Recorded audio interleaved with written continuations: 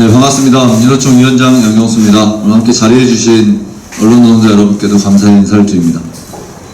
우리는 오늘 필수 노동자 보호 대책을 촉구하는 이야기를 해보고자 합니다. 정부에서는 수도권 방역을 최고 단계인 4단계로 격상했습니다. 오늘부터 대부분의 모임이 금지되고 심지어는 6시 이후에는 2인 이상 모임이 금지되는 아주 강력한 조치를 취하고 있습니다. 그만큼 방역 상황이 엄중하다는 것에 대해서 민주노총도 인식을 함께하고 있습니다. 그런데 지금 노동자들은 도대체 어떻게 살라고 하는 것인지 답답하기만 합니다. 우리 노동자들의 일상을 한번 짚어보고자 합니다. 아침에 일어나면 우리는 콩나물시루처럼 가득한 만원 버스와 만원 지하철을 통해서 출근을 합니다. 출근을 한 이후에는 좁은 사무실 안에서 열악한 노동 조건 속에서 밀집된 환경에서 노동을 할 수밖에 없습니다. 제한된 점심시간으로 인해서 밀집된 속에서 식사를 할 수밖에 없습니다. 큰 공장이나 이런 곳은 대규모 급식을 이용하기 때문에 더욱 어려운 조건에서 밀접한 속에서 식사를 할 수밖에 없습니다. 그리고 퇴근 시에는 또다시 만원 버스, 만원 지하철 속에 거리두기가 불가능한 조건에서 퇴근을 할 수밖에 없습니다. 6시 이후 2인 이상 모임을 금지하겠다고 합니다. 10시 이후 술집이나 식당의 영업을 금지했을 때 우리 사회는 잘 알고 있다시피 10시 이후에는 택시 잡기가 굉장히 어려웠습니다. 이제 6시 이후로 2인 이상의 모임을 금지하면 퇴근길 노동자들은 지금보다 훨씬 더 빽빽하게 들어찬 지하철과 버스를 이용해서 출퇴근을 할 수밖에 없습니다. 이것이 과연 실효성 있는 거리두기 지침인지 노동자들을 고민하고 노동자들의 삶을 생각한 조치인지 되묻지 않을 수 없습니다. 이곳에 함께 자리하고 있는 노동자들은 필수 노동자라 이름 지어진 분들입니다. 코로나 시대에 없어서는 안 되는 반드시 필요한 멈출 수 없는 노동을 정부는 필수 노동자라고 규정했습니다. 그런데 이분들은 어떻게 살라고 하는 것인지 너무나 답답하다고 정부에 대책을 요구하고 있습니다. 필수 노동자들의 안전이 우선적으로 보장되어야 합니다. 필수 노동자들의 안전이 보장되지 않는다면 그것은 방역의 허점으로 직결되게 됩니다. 콜센터에서의 집단 감염, 요양보호센터에서의 집단 감염, 여러 차례 우리는 경험했습니다. 지금 이 시간에도 많은 노동자들은 필수 노동자란 이름으로 희생을 강요받고 있습니다. 보건의료 노동자들 덕분에 캠페인으로 많은 정치인들이 참여한 것으로 알고 있습니다. 올해 정부 예산에 보건의료 인력을 충원하는 예산은 찾아볼 수 없었습니다. 아직도 필수 노동자들은 마스크라도 제대로 지급해달라고 때때로 주먹구구식으로 주는 것이 아니라 정기성을 담보하고 예비할 수 있도록 그래서 필수 노동자들이 스스로의 안전을 담보하고 그것이 우리 사회의 안전을 담보하는 것으로 나아갈 수 있도록 해달라고 요구하고 있습니다. 도대체 정부는 누구의 이야기를 듣고 방역 지침을 정하는 것입니까? 감염병 전문가들의 이야기만 들으면 됩니까? 경제 전문가들의 이야기만 들으면 됩니까? 그 지침을 수행해야 할 노동자들의 목소리는 왜 듣지 않는단 말입니까? 노동자들은 수차례 요구해 왔습니다. 탁상공론 하지 말고 현장에서 실효성 있는 방역 지침을 위해서 노동자들의 목소리를 들으라고 요구했습니다. 여전히 정부는 노동자들의 목소리를 들을 생각은 없는 듯합니다. 올해 국회에서 필수노동자 보호법이라는 것이 통과되었습니다. 11월 법안의 발효를 앞두고 있습니다. 정부는 11월이면 집단 면역이 현실화될 것이라고 주장하고 있습니다. 집단 면역이 현실화된 이후에 필수 노동자들을 보호하는 건 사후 약방문이라고 생각합니다. 지금 시기에 코로나19가 가장 확산되고 있는 지금 시기가 필수 노동자들을 우선적으로 보호하고 필수 노동자들에 대한 대책을 우선적으로 마련해야 할 골든타임입니다. 이 시기를 놓친다면 정부는 또다시 방역 실패의 책임을 져야 할 것입니다. 현장의 안전을 어떻게 담보할 수 있을 것인지는 현장의 노동자들이 가장 잘 압니다. 현장의 노동자들이 요구하는 목소리를 귀담아 들어야 우리 사회의 안전이 보장될 수 있다고 생각합니다. 그래서 민주노총은 다시 한번 정부에 요구합니다. 필수 노동자들의 안전을 보호하기 위해서 필수 노동자들의 목소리를 직접 들으십시오. 그래서 무엇이 실효성 있는 방역 지침인지, 무엇이 우리 사회의 안전을 도모할 수 있는 방안인지 판단하시기 바랍니다. 노동자들의 목소리를 듣고 논의하기 위한 노정교섭을 수차례 요구해 왔습니다. 아직도 정부는 답하고 있지 않습니다.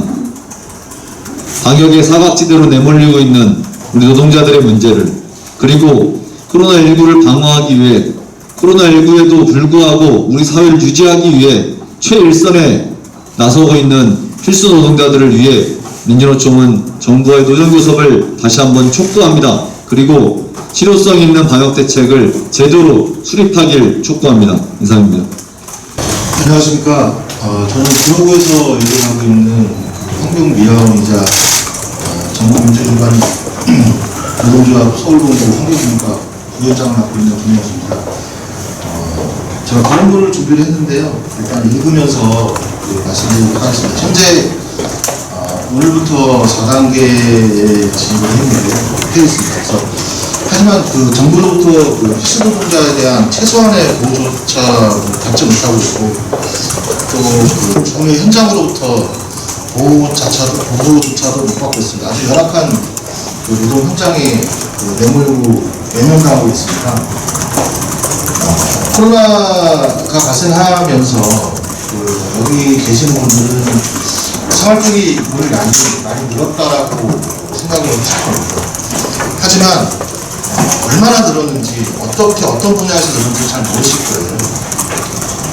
일반 생활폐기물 같은 경우는 한 15%에서 한 20% 정도가 증가됐고, 재활용 같은 경우는 30%에서 한 40% 정도가 증가가 되어 있는 상태입니다. 거기에 대해서 저희가 구청이나 지자체에 가서 인원을 인원하고 정비 좀 보충 좀 해달라고 얘기를 합니다.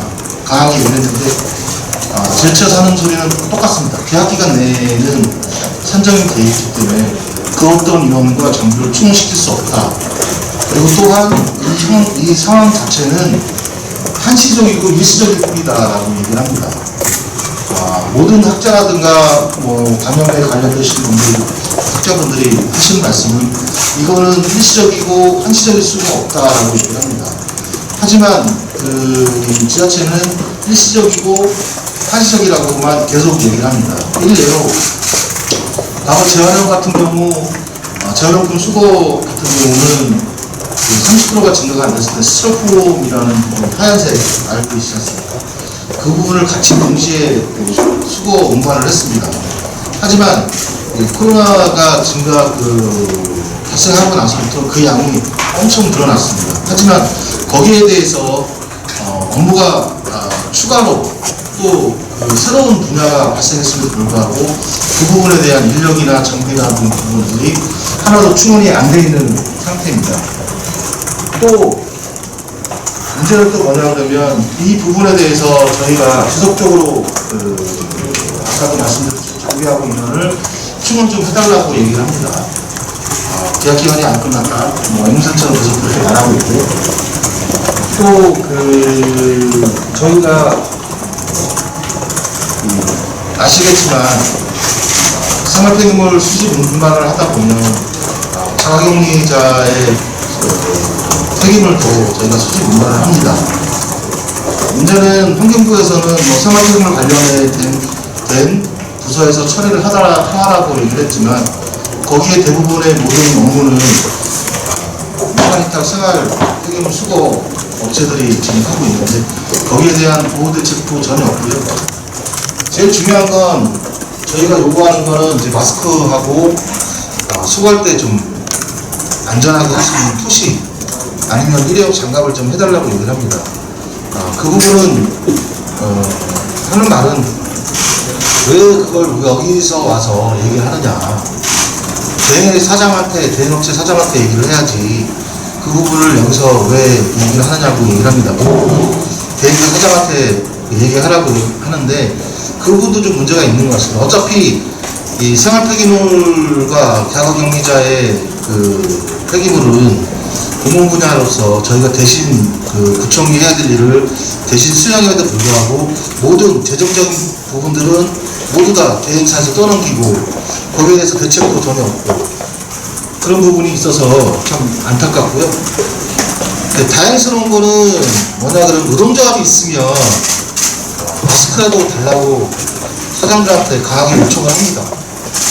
그래야지 감염에 대한 그 안전하게 좀 보호를 받을 수 있지 않느냐라고 얘기를 하는데 이 부분은 어떻게 보면 노동조합이 있기 때문에 가능한 일이고 노동조합이 없는 것 같은 경우는 이런 요구조차도 아마 못할 거라고 생각을 합니다. 그래서 거기에 대해서 상당히 좀 안타까운 게 좀 있더라고요. 그리고 구청에 가서 저희가 백신을 좀 빨리 좀 맞게 좀 해달라고 얘기를 했어요.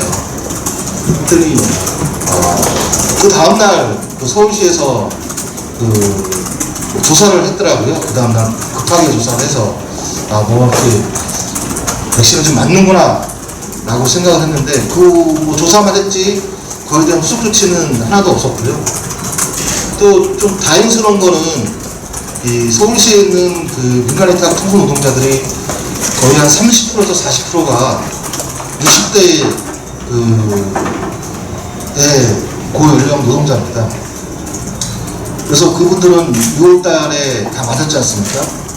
그래서 그걸 보면서 참 웃기기도 하고 슬프기도 하더라고요. 아니 이 부분이 정책적으로 필수 노동자에 대해서 보호와 지원 대책을 해야 되는 부분인데 정부 시책에 따라서 60대, 50대, 40대 이렇게 스케줄에 따라서 맞춰져야 되는 현실 뭐 우선을 떠나서 뭐 그런 부분들이 있다는 거에 대해서 좀 안타까운 일이고 또 슬픈 일이기도 합니다. 그리고 또 지자체에 또 얘기를 했어요. 일시적으로 맞아야 되는 거 아니냐.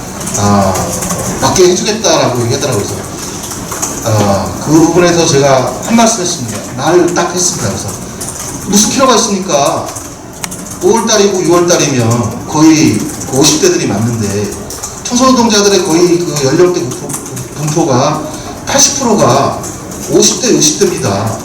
네? 그러면 정부 스케줄에 맞춰서 맞으면 되는 거지. 그런 대책도 아무도 없이 그 연령대 구분을 알면서 무슨 이런 대책을 내놨냐고.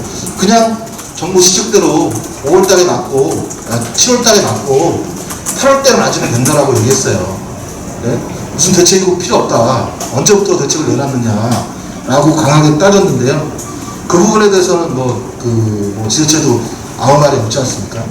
우선적으로 했어야 될 부분들을 스케줄에 맞출 수밖에 할 수 없는 필수 노동자라고 그러면서 그냥 무늬만 필수 노동자이고 열악한 노동 환경이라고 그러면서 힘든 걸 알면서 당연히 니네들은 이렇게밖에 할 수밖에 없다라는 처지를 그냥 방관할 수밖에 없는 방관하는 그런 지자체들이 참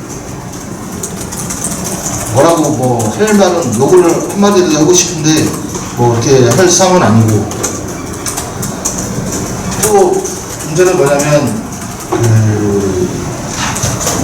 여기 계시는 필수 노동자라고 칭하는 거의 대부분의 노동자들 특히 환경미화 생활 폐기물 수지 운반 하시는 분들은 거의 간접 고용이 되어 있습니다. 간접 고용 좋다 이겁니다. 저희 생활 폐기물 수지 운반 간접 고용 인정을 어차피 시책에 의해서 하는 부분이니까 인정을 한다 이거죠. 그러면 인정하는 부분에 대해서는 인정을 해주고 다른 부분에서는 차별은 하지 말아야 되는 거 아니겠습니까? 구청에서 직고용된 그 환경미화원들의 그 옷은 저희가 항상 얘기를 합니다. 거긴 비단 옷을 입고 다닌다고 얘기를 합니다. 그리고 환경미화원 생활폐기물 수지 운반하는 그 환경미화원들은 허접한 거적대기 옷을 입는다고 얘기를 합니다. 그 이유는 피복비의 차이가 얼마나 차이 나냐면 화복 같은 경우는 13만 원 정도 하고요. 그걸 구청에서 2벌을 지급을 합니다. 그리고 민간 위탁은 2벌 마찬가지 지급을 합니다. 하지만 2벌 지급하는 가격이 8만 원밖에 안 됩니다. 그 얘기는 이 옷에서도 자체도 피복에서도 차별이 극심하다라는 거고요. 동복 같은 경우는 뭐 16만 원 정도 하고 저희는 뭐 한 5만 원 정도 하고 2벌 지급하고 저희는 1벌 지급합니다. 그것도 2벌 지급해달라고 하면 구청에서 어차피 그 환경부에서 책정한 대로 한 거다라고 얘기를 합니다. 정부 자체가 환경부 자체가 이런 부분을 아주 차별을 두고 있고요. 제일 중요한 건 또 뭐냐면 기본적인 옷, 피복은 중요합니다. 하지만 거기에 따른 부수적인 장비 같은 경우 저희한테 지급되는 장비는 피복, 일회용 장갑, 마스크, 뭐 기타 뭐 수건 뭐 이런 부분들이 있는데 그런 부분들이 아주 그 작업하는데 현장에 있어서는 최소한의 장비만 지급을 하고 지경은 아예 많이 지급을 한다는 그 차이가 좀 있습니다. 그래서 어떻게 보면 이런 차별들이 좀 없었으면 좋은 거고요. 또 우려되는 건 뭐냐면 피스노동자의 뭐 보호비 지원 대책이 또 차별을 또 하면서 지원과 보호 대책이 이루어지는 거 아니라는 그 우려스러운 생각이 좀 많이 듭니다. 그래서 좀 민간 위탁과 직화용되어 있는 부분들의 차별 좀 없었으면 하는 게 제 큰 바람이며 소원입니다. 저는 가정을 방문하여 0세부터 12세까지 아이를 돌보는 아이 돌보미입니다. 아이들과 직접 대면하여 업무를 하다 보니 코로나19로 인한 영향을 많이 받을 수밖에 없었습니다. 가정에 방문하면 마스크를 일체 벗지 않습니다. 2~3시간 동안 물 한 모금조차 제대로 편하게 마시지 못합니다. 이동 과정에서도 마찬가지입니다. 마스크를 착용하고 계속 업무를 하다 보니 신체적으로 정신적으로 어렵고 아이들과의 의사소통에도 어려움이 있습니다. 감염에 대한 두려움 때문에 주변 지인들과의 관계가 단절될 상황입니다. 많은 국민들이 그러시겠지만 저희 업무 특성상 더욱 사람들과 어울리기 어렵습니다. 혹시나 감염이 되면 저뿐만 아니라 해당 가정과 지역사회에 영향을 미칠 수밖에 없기 때문입니다. 게다가 방문하는 가정이 코로나19와 관련하여 어떤 상황인지 모르기 때문에 업무할 때마다 두려움은 높아집니다. 이런 상황이 2년째 반복되고 있습니다. 그런데 이러한 아이돌보미에게 정부는 어떻게 했나요? 아이돌보미들은 놀랍게도 백신 우선 접종 대상이 아닙니다. 많은 필수 노동자들이 백신을 우선적으로 맞고 있지만 아이돌보미는 대상이 아닙니다. 그래서 연령대에 따라 백신을 맞을 수밖에 없습니다. 정부는 필수 노동자라고 명칭만 부여했을 뿐 25,000명의 대면 노동을 하는 아이돌보미를 방치한 상황입니다. 게다가 선제검사를 할 경우 활동시간 2시간 인정하는 것도 예산 부족으로 7월 16일로 종료될 예정이라고 여가부가 밝혀 걱정이 큽니다. 게다가 마스크와 손소독제와 같은 감염 예방 물품은 지급은 지역과 소속기관마다 편차가 있습니다. 저 같은 경우는 3월 이후로 소속기관으로부터 마스크를 지급받지 못했습니다. 정부가 제가 방문 돌봄 노동자의 감염 예방을 위해 1인당 36,000원의 예산을 책정하고 지급한다고 하지만 지급받은 것도 아니고 그마저 한시적입니다. 안전을 위해서는 수시로 마스크를 교체해야 하지만 현실적으로는 그렇지 못한 것이 사실입니다. 제발 마스크와 손 소독제만이라도 충분하게 지급되었으면 하는 바람입니다. 마지막은 또다시 반복될 연계 취소가 두렵습니다. 20년 코로나19가 한창 유행하였을 때 많은 이용자들이 감염에 대한 두려움과 비용 부담 등으로 이용을 취소하였습니다. 지금도 코로나19의 확산 추세에 따라 그 흐름이 이어지고 있습니다. 연계가 취소되면 사실상 아이돌보미는 실업 상태가 되기 때문에 생계 유지에 어려움이 발생합니다. 여전히 코로나19가 만연했지만 정부는 대책이 없습니다. 그저 한시지원금 얼마 지급했을 뿐입니다. 그마저 일부에게 지급되었기에 대책이 될 수 없었습니다. 다시 코로나19가 유행되고 있는 상황에서 이러한 상황이 반복될 것으로 보여 매우 두렵습니다. 코로나19가 확산되고 있습니다. 정부에게 요구하고 싶습니다. 말로만 필수 노동자라고 하지 말고 필수 노동자라는 명칭에 맞게 대책들이 있었으면 합니다. 조속히 전체 아이돌보미들에게 백신을 접종해 주십시오. 25,000명의 아이돌보미가 실내 집 8만 가정을 방문합니다. 이용자와 아이돌보미 모두 안전할 수 있도록 시급하게 백신 접종이 시작되어야 합니다. 두 번째는 제발 마스크와 손소독제 등이 안전하고 정기적으로 지급되거나 아이돌보미 업무 특성상 맞는 마스크를 구입할 수 있도록 시기별로 비용을 지원하여 주시기 바랍니다. 세 번째는 연계 취소에 대한 대책을 세워주십시오. 연계 취소가 발생하면 사실상 아이돌보미는 생계에 영향을 받기 때문에 다른 일을 찾을 수밖에 없습니다. 기본 근무 시간을 보장하던가 근로기준법상 휴업수당을 보장받을 수 있도록 정부가 나서주십시오. 마지막으로 말씀드리면 아이돌보미뿐만 아니라 장애인 활동지원사, 노인생활지원사, 보육교직원 등 많은 돌봄 노동자들이 코로나19로 안전과 건강의 위협을 받았을 뿐 아니라 고용도 안전하지 못했습니다. 코로나19로 이러한 문제를 겪은 것이 아니라 민간에서 운영하는 형태, 이용자의 비용에 기대해 운영하는 체계의 문제라고 저는 생각합니다. 코로나19 시기 돌봄의 질을 높이고 돌봄 노동자의 안전을 위해서는 국가와 지자체가 책임을 높이는 것이 해결 방안이라고 생각됩니다. 아이돌보미들 역시 2022년부터 광역지원센터로 소속이 변경됩니다. 현재 많은 아이돌보미들이 고용불안 발생 우려로 걱정들을 하고 있습니다. 국가와 지자체가 광역지원센터를 운영하고 아이돌보미의 정규직화를 통해 코로나19를 극복하고 돌봄의 질을 높이기를 바랍니다. 이상 마치겠습니다. 투쟁!